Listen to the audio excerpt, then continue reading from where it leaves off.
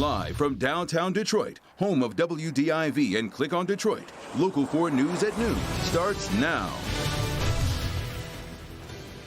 It is yet another milestone no one wanted to reach. The number of confirmed COVID-19 deaths in Michigan now exceeds 5,000 people. Next at noon, we take a closer look at the impact this pandemic is having on our communities. But first, state of emergency. Heavy rain, 2 mid-Michigan dams breached, causing devastating flooding. To go through this in the midst of a global pandemic is almost unthinkable. 10,000 people forced to flee. I don't know how to start over again. Not with everything else that's been. We don't have anywhere to go. One town warned it could soon be under 9 feet of water. Thank you for joining us for Local 4 News at noon. These dam failures top our newscast. A state of emergency has been declared for Midland County after the 2 dams failed. The Edenville Dam broke free and the Sanford Dam breached but did not break late last night, forcing about 10,000 people to pick up and have to leave their homes in a moment's notice. As we take a look now, video from Beaverton. This is where the Edenville Dam is located, and Sanford, where the Sanford Dam is located, and the impact of all of this water rushing into these towns has been devastating. Of course, this just coming at the worst possible time for people in the middle of a pandemic, the devastating flooding complicated by the coronavirus. We have our team coverage for you this afternoon. Brandon Rue, of course, our meteorologist, standing by with a look at if the weather conditions are going to help or hurt those impacted in the days ahead. And also our Tim Pamplin is live in Sanford, which is almost completely submerged underwater, and also feeling the impact. Besides Sanford is a town of Beaverton and downtown Midland. Nick Monticelli is live there as this unprecedented flooding is leaving a mark. And Nick, we were with you in the morning and watching those water levels. Have you watched them increase since about the 4 and 5 a.m. hour?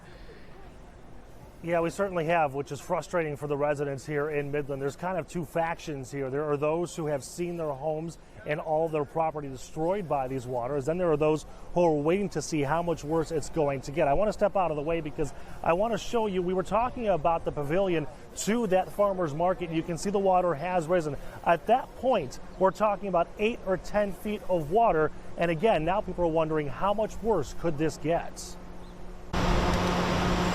It's crazy. Just surreal. It's the craziest thing I've ever seen. Many Midland residents had a hard time sleeping last night. Some pacing the floodwater lines, wondering if their homes will be safe. How nervous are you? Very. I have 6 children in my home, so I'm very nervous. It's like a scary movie, really. I mean, I've got kids and a wife. When the Edenville Dam failed and the Sanford Dam was breached, water began raging, taking out bridges, houses, businesses, and more. Some are waiting to see how bad it will get. Others are already there, losing their homes to Mother Nature. Yeah, it's pretty bad. There are a lot of people that are without houses right now. So friends that live up the river that have lost their cabins and stuff on the lakes. And, yeah, it's a mess. Some say this is a flashback to horrible flooding in 2017 and the historic flooding in 1986. But they also add this already seems worse. We just did this. We just did this, and I don't know if I don't know how fast we can bounce back this time. And I will add to that, a gentleman just came up to me and said he was about 30 years old during the flood of 1986 and confirmed this is worse than that was. So this was a chain reaction. Obviously, a lot of areas impacted by this. Of course, the Edenville area and the Sanford area as well. We are being told, and this is just coming into our newsrooms, that the Governor Whitmer, is going to be giving an update on this state of emergency. She is in mid-Michigan and will be talking to us live at about 12:45 this afternoon. So stay tuned to see what updates and what federal aid we can expect. We're hearing some military and federal partners are already on the ground in this area. We're live here in Midland. Nick Monticelli, Local 4. Oh, just absolutely devastating there, Nick. Thank you. There are also concerns in Midland because the dams ruptured upstream of Dow Incorporated's headquarters, forcing this chemical company to activate emergency plans with a potential surge of water headed towards its offices and its large industrial complex. Well, it's a chemical plant, and if water comes in, we could have chemicals all over. On top of already the big mess, we don't need a bunch of chemicals flowing down the river as well. We will continue to keep you updated on what happens there with Dow, but we do want to turn our attention to Tim Pamplin, who is a reporter that's been there since last night with a look at the situation in that town of Sanford, another very hard-hit community. Yeah, this is just heartbreaking, Rhonda, to be completely frank with you. As I zoom in down Main Street here, this small village of some 800 people, completely devastated by the floods. You're seeing buildings collapsed, vehicles in the flood water. And when the dams burst their banks last night and the water came rushing down here, this little town was the bullseye. Take a look. A couple of blocks north of downtown is the Sanford Lake. And the closely watched Sanford Dam. I'm being told this dam, although it's got massive amounts of debris piled up against it, it did not fail. Water is getting through on the slipways. And all that water is coming downtown. The main street through town is underwater. The post office, the insurance agency. Caravans have been smashed up against homes. Homes have been ripped apart. The Railside restaurant says, well, this is a 1-2 punch. But the owner, originally from Novi, said it's not going to knock him out. Hope we can get it rebuilt and going. You know, we were closed because of the COVID thing. We did a little takeout. And then now this happened. So we're just going to have to dig deep and redo her. Yeah, I just finished speaking with the village manager, Dolores. You'll hear from her coming up at 5 o'clock this evening. She is pleading for help. Her village needs the help. It needs federal help. It needs state help. There's no way they can do this on their own. We'll have much more from her coming up. We're going to stay on the scene here all day long. We've got lots of crews, lots of reporters up here. We'll have much more for you coming up later on Local 4. Back to you, Rhonda. All right, Tim, thank you. Now, the Edenville Dam in Beaverton is about 15 minutes away from where Tim Pamplin just reported in Sanford, and we are learning new information about that dam as well. In 2018, federal regulators revoked the hydropower generating license for the collapsed Edenville Dam in Midland and Gladwin counties. Regulators cited years of failure by the dam's owners to address safety problems, especially the dam's ability to withstand a major flood.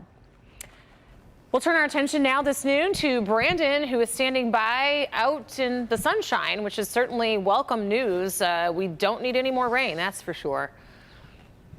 No, that Saginaw Midland area over the last week has seen about 6 inches of rain. And yes, a lot of that coming Monday, Tuesday, just too much, too fast. What conditions do we need? Sunshine and a little wind. That's what we're getting. We have lower 60s for 3 of our 4 zones, 62 at Metro, Ann Arbor, and Pontiac. It's 58 in Adrian. Notice we're starting to see these winds out of the east gusting 15 to 25 miles an hour. Now, while that leads to lower humidity and more evaporation for some rivers, it also lends itself to isolated areas of problems where we see gusty winds off of the big lakes on the east side. We have the lake shore flood warning goes until 10 p.m. So we're still asking everybody to avoid these extreme east side roads, and everybody else checking their homes for flooding and more.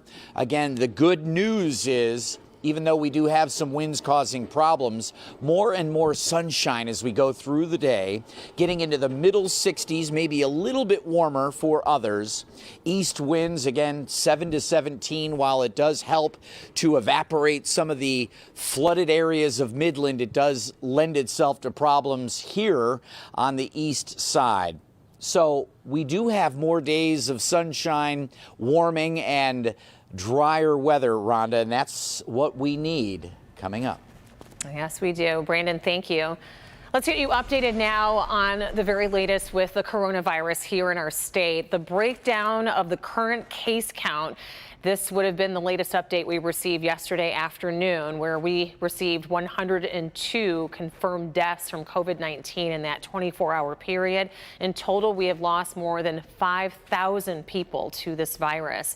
And with 435 new confirmed cases reported as of Tuesday, the state of Michigan surpassed the 52,000 case mark. New updates have been coming in, as they do daily in the afternoon hours. So we will give you that update on ClickOnDetroit.com and our mobile app, as well as more coverage in later newscasts today. Meanwhile, still to come this noon, we are taking a deeper look at the impact of this pandemic and the impact it's having on our communities. Also, President Trump is speaking out after the Secretary of State announced that all registered voters in Michigan will receive an application to vote by mail. Why he is threatening to cut federal funding to our state because of it.